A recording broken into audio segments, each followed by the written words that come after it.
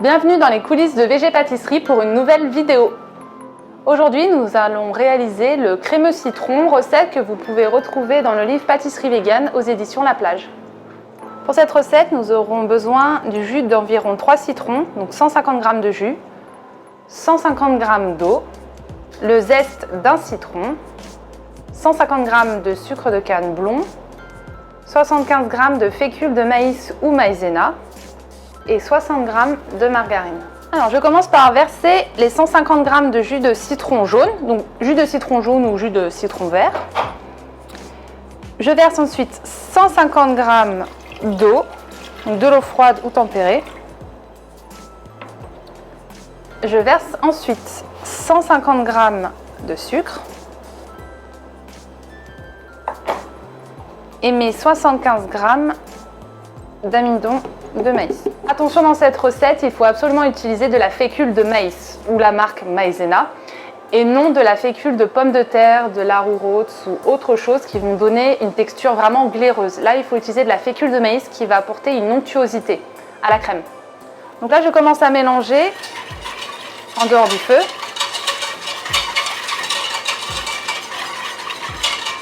Donc là, je ne sais pas si on voit bien avec le contraste de la vidéo, mais la préparation est assez blanche parce que normalement, ce qui donne la couleur jaune au crémeux citron, ce sont donc en fait les jaunes d'œufs.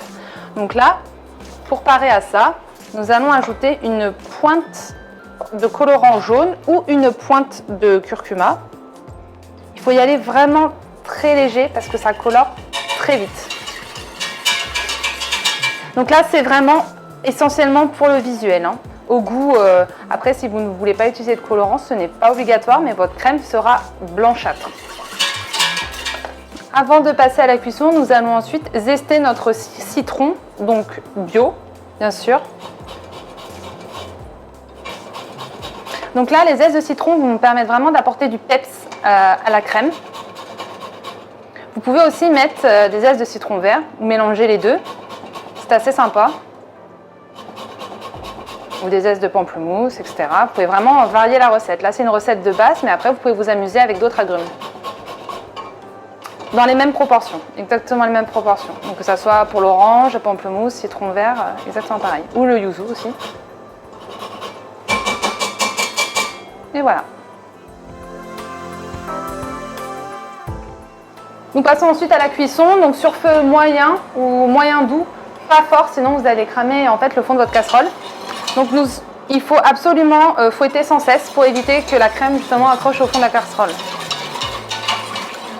Donc là, on va fouetter jusqu'à ce que ça épaississe et que ça fasse une espèce de curd en fait, curd de citron.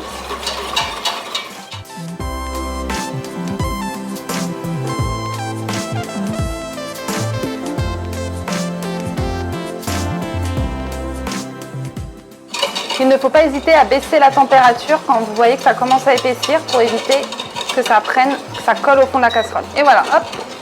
Donc là, en dehors du feu, je fouette. Et voilà, là on a un curd citron. Ensuite, en dehors du feu, je vais rajouter la margarine. Donc Vita Coco, la Saint-Hubert Bio, la Provamel, marque que vous voulez. Et donc en dehors du feu, hein, je mélange. Donc là, la margarine, ça va vraiment apporter donc du gras, bien sûr, et ça va rendre, donc là, vous voyez la crème plus onctueuse.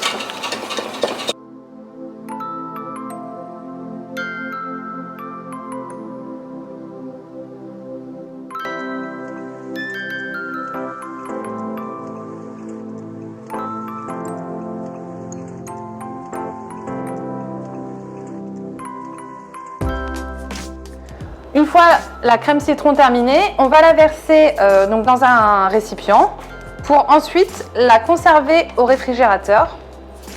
Parce que la crème va s'utiliser à froid. Il faudra bien sûr la refouetter avant de l'utiliser. La crème citron se conservera 2 à 3 jours au frigo. Vous pourrez ensuite l'utiliser pour la tarte au citron, donc en la refouettant à froid.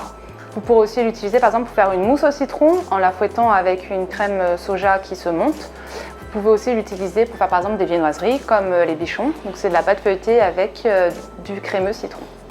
Merci d'avoir suivi cette vidéo. Maintenant, abonnez-vous et mettez des pouces.